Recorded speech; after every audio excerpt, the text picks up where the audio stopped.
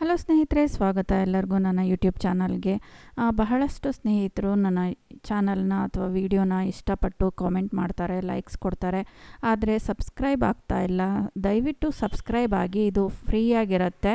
ಹಾಗೆಯೇ ನಿಮಗೆ ಇಷ್ಟ ಆಗುವಂತಹ ಟಾಪಿಕ್ ಬಗ್ಗೆ ನಾನು ವೀಡಿಯೋಸ್ನ ಮಾಡ್ತಾ ಇರ್ತೀನಿ. ಅದರ ನೋಟಿಫಿಕೇಷನ್ ಕೂಡ ನಿಮಗೆ ಬರುತ್ತೆ. ಪಕ್ಕದಲ್ಲಿರುವಂತಹ ಬೆಲ್ ಬಟನ್ನ ಪ್ರೆಸ್ ಮಾಡಿ. ಸೊ ನನ್ನ ಯೂಟ್ಯೂಬ್ ಚಾನಲ್ ಚೈತ್ರಾಸ್ ಕ್ರಿಯೇಷನ್ನ ಸಬ್ಸ್ಕ್ರೈಬ್ ಮಾಡಿ, ನನಗೆ ಸಪೋರ್ಟ್ ಮಾಡಿ.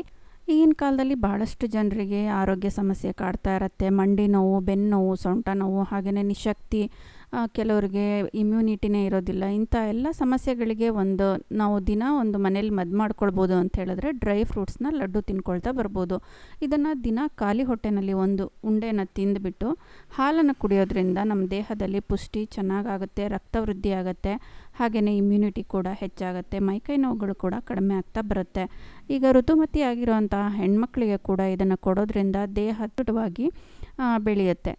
ಇಲ್ಲಿ ನಾನು ಬಾದಾಮಿ, ಗೋಡಂಬಿ, ದ್ರಾಕ್ಷಿ, ಪಿಸ್ತಾ, ಹಾಗೆಯೇ ವಾಲ್ನಟ್ಟು ಮತ್ತು ಗೋಂದ್ ಅಂತ ಹೇಳ್ತೀವಿ ಅದು, ಆಮೇಲೆ ಸೂರ್ಯಕಾಂತಿ ಬೀಜ, ಕುಂಬಳಕಾಯಿ ಬೀಜ, ಹಾಗೆಯೇ ಕಲ್ಲಂಗಡಿ ಬೀಜ ಮತ್ತು ಖರ್ಜೂರವನ್ನು ತೊಗೊಂಡಿದ್ದೀನಿ. ಇದು ಶುಗರ್ ಫ್ರೀ ಅಂತ ಹೇಳಿದ್ರೆ ನೀವು ಶುಗರ್ ಇರೋರು ಕೂಡ ಇದನ್ನು ಬಳಸ್ಬೋದು. ಹಾಗೆಯೇ ಇದನ್ನು ಒಂದು ಲಡ್ಡುನ ತಗೊಂಡು ಖಾಲಿ ಹೊಟ್ಟೆಲಿ ತೊಗೊಂಡು ನೀವು ಒಂದು ಲೋಟ ಹಾಲು ಕುಡಿಯೋದ್ರಿಂದ ಇಮ್ಯುನಿಟಿ ಜಾಸ್ತಿ ಆಗ್ತಾ ಬರುತ್ತೆ. ನಾನಿಲ್ಲಿ ಒಂದು ಬಾಣಲಿ ಇಟ್ಕೊಂಡು ಅದರಲ್ಲಿ ತುಪ್ಪವನ್ನು ಹಾಕಿ ಎಲ್ಲ ಐಟಮ್ಸ್ನೂ ಹುರ್ಕೊಳ್ತಾ ಇದ್ದೀನಿ. ಸ್ವಲ್ಪ ಗರಿ ಗರಿ ಆಗೋ ತನಕ ಪ್ರತಿಯೊಂದು ಐಟಮ್ನು ಹಾಕ್ಕೊಂಡು ಹುರ್ಕೊಳ್ತಾ ಇದ್ದೀನಿ. ಚೆನ್ನಾಗಿ ಹುರಿದಾದ್ಮೇಲೆ ಸ್ವಲ್ಪ ತಣ್ಣಗಾಗಕ್ಕೆ ಬಿಡಬೇಕು. ತಣ್ಣಗಾದ್ಮೇಲೆ ಅದನ್ನು ಪೌಡ್ರ್ ಮಾಡ್ಕೊಳ್ಬೇಕಾಗತ್ತೆ.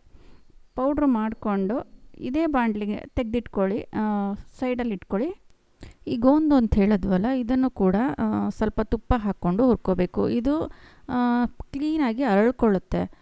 ನಾವು ಸಣ್ಣಗೆ ಕರೆದಾಗ ಯಾವ ರೀತಿ ಆಗುತ್ತೋ ಆ ರೀತಿಯಾಗಿ ಪೂರ್ತಿಯಾಗಿ ಅರಳುತ್ತೆ. ಹೀಗೆ ಪ್ರೆಸ್ ಮಾಡಿದ್ರೆ ಪುಡಿ ಪುಡಿ ಆಗುತ್ತೆ. ಅಷ್ಟು ಚೆನ್ನಾಗಿ ಹುರ್ಕೊಳ್ಬೇಕಿದನ್ನ. ಹೀಗೆ ನಾನು ಖರ್ಜೂರವನ್ನು ಹಾಕ್ತಾಯಿದ್ದೀನಿ. ಖರ್ಜೂರವನ್ನು ಚೆನ್ನಾಗಿ ಬಿಸಿ ಮಾಡ್ತಾ ಬಂದರೆ ಅದು ಮೆತ್ತಗಾಗಿ ಉಂಡೆ ಟೈಪ್ ಆಗುತ್ತೆ, ಕರಗತ್ತೆ. ಅದನ್ನು ಇದಕ್ಕೆ ನಾನೇನು ಮಾಡ್ತಾಯಿದ್ದೀನಿ, ಸ್ವಲ್ಪ 2 ಸ್ಪೂನಷ್ಟು ಗಸಗಸೆಯನ್ನು ಹಾಕ್ಕೊಂಡು ಅದರೊಟ್ಟಿಗೆ ಸ್ವಲ್ಪ ಚೆನ್ನಾಗಿ ಹುರ್ಕೊಳ್ತಾ ಇದ್ದೀನಿ. ಇದಕ್ಕೇ ನಾನು ಸ್ವಲ್ಪ ಡ್ರೈ ಫ್ರೂಟ್ಸ್ನೆಲ್ಲ ಪುಡಿ ಮಾಡಿರೋದನ್ನು ಮಿಕ್ಸ್ ಮಾಡ್ಕೊಳ್ತೀನಿ. ಇದಕ್ಕೆ 2 ಸ್ಪೂನ್ನಷ್ಟು ತುಪ್ಪವನ್ನು ಹಾಕಿದ್ದೀನಿ. ತುಪ್ಪವನ್ನು ಹಾಕಿ ಚೆನ್ನಾಗಿ ಕೈ ಆಡಿಕೊಂಡು ಉಂಡೆ ಕಟ್ಟಿಟ್ಕೊಳ್ತೀನಿ. ಇದು ಒಂದು ರೀತಿಯಾದಂತಹ sugar free dry fruit laddu ready ಆಯಿತು. ಇನ್ನೊಂದು ರೀತಿಯಾಗಿ ಮಾಡೋದು ಅಂತ ಹೇಳಿದ್ರೆ ನಾನಿಲ್ಲಿ ಕಲ್ಲು ಸಕ್ಕರೆಯನ್ನು ಬಳಸ್ತಾ ಇದ್ದೀನಿ. ಇದು ಕೂಡ ಮಕ್ಕಳಿಗೆ ದೇಹ ಪುಷ್ಟಿಗೆ ಮತ್ತು ಇಮ್ಯುನಿಟಿಗೆ ತುಂಬ ಒಳ್ಳೆಯದು.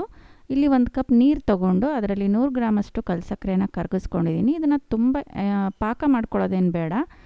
ಇಲ್ಲಿ ಸ್ವಲ್ಪ ನೊರೆ ಬರ್ತಾ ಇರೋ ರೀತಿಯಲ್ಲಿ ಅದನ್ನು ಕರಗಿಸ್ಕೊಂಡ್ರೆ ಸಾಕು. ಒಂದು ಎಳೆ ಪಾಕ ಕೂಡ ಬೇಕಾಗಲ್ಲ. ಈಗ ಈ ಥರ ಮಾಡ್ಕೊಂಡಾದಮೇಲೆ ಇದಕ್ಕೆ ನಾನು ಡ್ರೈ ಫ್ರೂಟ್ಸ್ನೆಲ್ಲ ಹಾಕ್ತಾಯಿದ್ದೀನಿ. ಪುಡಿ ಮಾಡಿ ಇಟ್ಕೊಂಡಿದ್ದೀನಿ. ಅದನ್ನು ಇದಕ್ಕೆ ಹಾಕಿ ಚೆನ್ನಾಗಿ ಬೆರೆಸ್ಕೊಳ್ತೀನಿ. ಕ್ಲೀನಾಗಿ ಹಿಡಿಯೋ ಹಾಗೆ ನಾವು ನೀಟಾಗಿ ಕಲಿಸ್ಕೊಳ್ಬೇಕು ಪೂರ್ತಿಯಾಗಿ. ಆಮೇಲೆ ಇದನ್ನು ಉಂಡೆ ಕಟ್ಕೊಳ್ಬೋದು, ಅಥವಾ ನಾನಿಲ್ಲಿ ಮಕ್ಕಳಿಗೆ ಕೊಡೋದಕ್ಕೆ ಅನ್ನೋದಕ್ಕೋಸ್ಕರ ಬರ್ಫಿ ಟೈಪು ಅಟ್ರಾಕ್ಟಿವ್ ಆಗಿರಲಿ ಅಂತ ಹೇಳಿ ಮಾಡ್ತಾಯಿದ್ದೀನಿ. ಇದನ್ನು ನೀಟಾಗಿ ಕಲಿಸ್ಕೊಂಡಾದಮೇಲೆ ಒಂದು ತಟ್ಟೆಗೆ ಗ್ರೀಸ್ ಮಾಡಿದ್ದೀನಿ ತುಪ್ಪದಿಂದ.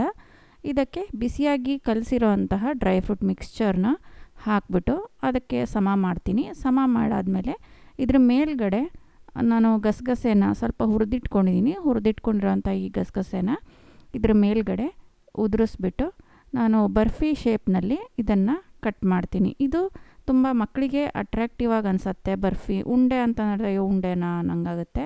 ಆದ್ದರಿಂದ ನಾನು ಬರ್ಫಿ ಶೇಪ್ನಲ್ಲಿ ಕಟ್ ಮಾಡಿ ಇದನ್ನು 1 ಅವರ್ ಅಥವಾ 2 ಅವರ್ ಸ್ವಲ್ಪ ತಣ್ಣಗಾಗಕ್ಕೆ ಬಿಡಬೇಕು. ಆ ಪಾಕ ಎಲ್ಲ ಸೆಟಲ್ ಆಗಬೇಕು.